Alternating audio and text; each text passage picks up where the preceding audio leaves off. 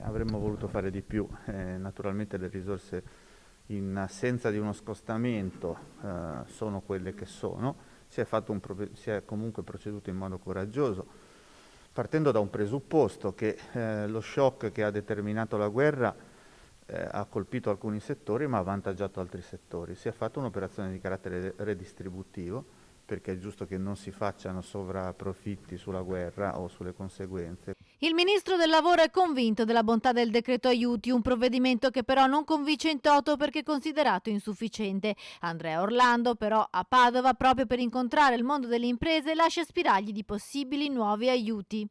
Naturalmente se nei prossimi mesi sarà necessario valuteremo quali possono essere gli ulteriori sforzi. Intanto però credo che la risposta vada nella direzione giusta e sia un segnale tangibile per i lavoratori, per i pensionati, più in generale per tutte le persone che rischiano di trovarsi in una situazione di grande difficoltà.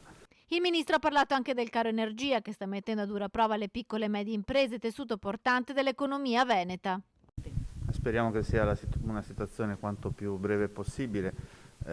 Qualcosa resterà perché in ogni caso il costo dell'energia era aumentato già prima del conflitto in Ucraina. Credo che sia stato fatto.